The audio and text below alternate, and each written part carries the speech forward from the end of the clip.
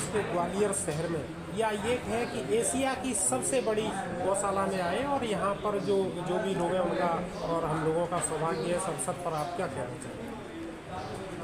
यह गौशाला अद्भुत है। पहली बार संतों के साथ सरकार का कोई एग्रीमेंट देखा, ऐसा एग्रीमेंट देखा कि जो संत चाहे तो छोड़ सकता है और सरकार चाहे तो ये कह सकती है कि संतों के काम से संतुष्ट नहीं है। लेकिन इस गौशाला में हाई कोर्ट मध्य प्रदेश का संतों के हाथ में गौशाला आने के पहले भी निरीक्षण हुआ है और संतों के पास जाने के बाद भी निरीक्षण हुआ है और संतों के काम से सत्ता, सरकार और ब्यूरोक्रेसी से लेकर के जुडिशियरी तक संतुष्ट रही। इसका मूल कारण है संतों के अंदर सेवा भाव, और इस सेवा भाव को मैं नमन करने के लिए इस गौशाला में आया।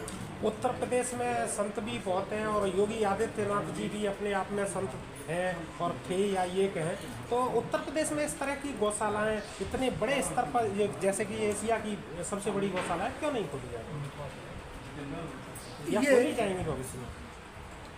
भविष्य में ये सरकार का काम है। गौशालाएं बहुत बड़ी बनी है। महामना मालवीय ने लगभग ये 60 एकड़ का था, अब 90 एकड़ का ये गौशाला हुआ। काशी में उसी ज़माने में 52 बीघे की एक गौशाला, 52 बीघा उसका नामी है। तो ऐसी बड़ी बड़ी गौशालाएं उत्तर प्रदेश में हैं, ऐसा नहीं कि नहीं है। हाँ, उसमें संतों का अगर सरकारी है तो संत इन्वॉल्व नहीं है और संतों की है तो सरकार इन्वॉल्व नहीं है। और दूसरे कि हर किसी को कि पत्रकारों का साथ नहीं मिलता बाकी के गौशालाओं को, ये सौभाग्य सबको थोड़ा प्राप्त है कि इस गौशाला को बचाने के लिए तो संत बाद में आए, लेकिन पत्रकारों ने सत्ता से पहले संघर्ष किया है, तो ये सौभाग्य सभी के पास नहीं है। कहीं ना कहीं आप ये कह रहे हैं कि ग्वालियर की गौशाला को जो संत देख रेख कर रहे हैं उनकी महानता के बारे में आप कह रहे हैं कि उन्होंने प्रशासन से संपर्क स्थापित करके इसको आदर्श बनाया। ऐसे ही अगर उत्तर प्रदेश में या अन्य पूरे भारत में इस तरह के कार्य किए जा सकते हैं? मुझे लगता है ग्वालियर की यह गौशाला रोल मॉडल है उत्तर प्रदेश की सरकार को भी। भाई, लोकतंत्र में मुझे अपनी बात कहने का हक है लेकिन निर्देश देने का अधिकार नहीं प्राप्त है। लेकिन इस गौशाला के इस रोल मॉडल, और इसके बाद से महाराज जी ने इंदौर भी लिया है, इंदौर, देवास, उज्जैन की भी बात आई है। तो मैं यूँ कहूँ कि मध्य प्रदेश के इस रोल मॉडल को गौशाला के काम में अगर उत्तर प्रदेश की सरकार भी लेती है तो हम तो स्वागत करेंगे, लेकिन कुल मिलाकर निर्णय सत्ता और सरकार को लेना है।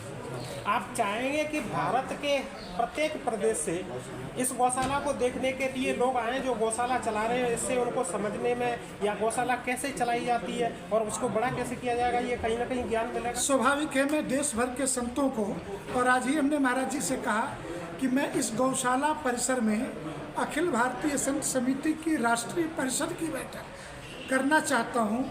सिर्फ इसलिए करना चाहता हूँ, स्वाभाविक है कि बड़े बड़े शंकराचार्य आचार्यों के रहने के लायक यहाँ का वातावरण नहीं है, मैंने उस सुविधाओं की दृष्टि से, परंतु बैठक हो तो गौशाले में हो।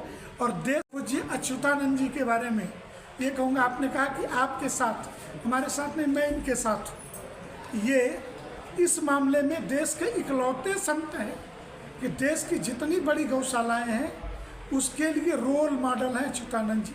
और फिर हमारे ऋषभ देव जी महाराज, ये इस गौशाला को जिस सेवा भाव से लिया, देखिए, एक होता है अधिकारी पना कि मैं यहाँ का मालिक हूँ, एक होता है मैं सेवक हूँ। तो गौशाला में गौ माता के सेवक के रूप में जीवन जीना कठिन होता है, और वो भी तब जब उस साधु को पता हो कि इस परिसर में हमारा कोई बहुत अधिकार नहीं है, ये तो संपत्ति सरकार की है, समझ रहे हैं। और फिर सेवा करना, ये अपने आप में निष्प्रिय अहेतु की सेवा का सर्वोच्च उदाहरण है।